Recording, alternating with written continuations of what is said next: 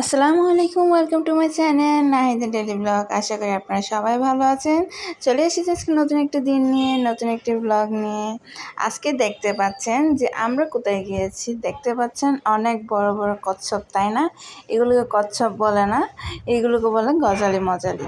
কত সুন্দর দেখতে পাচ্ছেন, এত বড় বড় ছিল। আর তাদের নখগুলো, হাতগুলো যে এত বড় বড় ছিল যে বলার মতো না। এই ওরা তো অনেকে যে বলছিল যে এইগুলো হয়তো 100 বছর হয়েছে, অথবা কমপক্ষে 60 থেকে 70 বছর হয়েছে। বলা হয় ওদেরকে কিছু মানত করে খাওয়ালে সেই মানত নাকি সফল হয়। আমি কিন্তু সেদিন প্রথম গিয়েছিলাম, সেজন্য আমি জাস্ট তাদের সঙ্গে খেলা করেই চলে এসেছি, কারণ আমার তো অনেক ভালো লাগে এগুলো। আর এদের আশেপাশে যে মাছগুলো দৌড়াদৌড়ি করছিল, আমি সেই মাছ ধরার মধ্যে এত ব্যস্ত ছিলাম যে কী বলবো।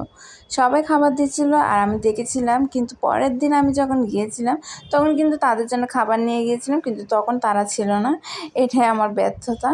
কিন্তু ওই দিন অনেক ছিল, দেখতেই পাচ্ছেন।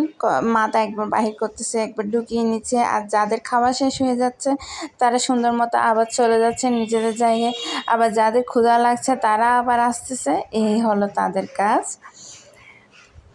আমার দিনের ওই বেস্ট একটা মোমেন্ট ছিল এটাই।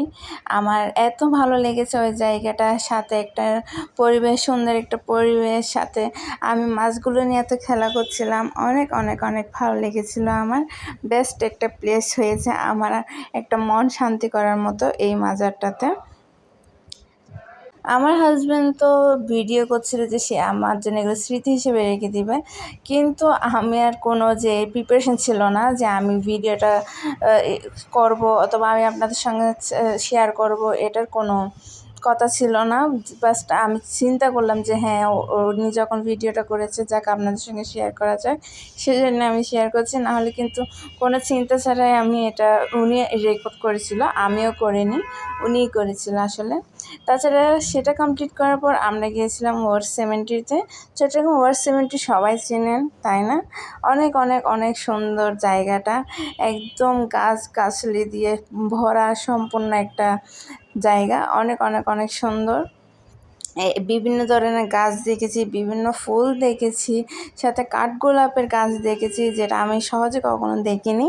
প্রথমবারই সামনাসামনি কাঠগোলাপের গাছ দেখেছি, স্মেল নিয়েছি, ফিল করেছি। এত এত ভালো লেগেছে আমার। দিনটা আসলে ভালো গিয়েছিল সেদিন, কিন্তু বলে না বেশি ভালো যাওয়া ভালো না, সেদিন আবার খারাপ কিছু হয়েছিল।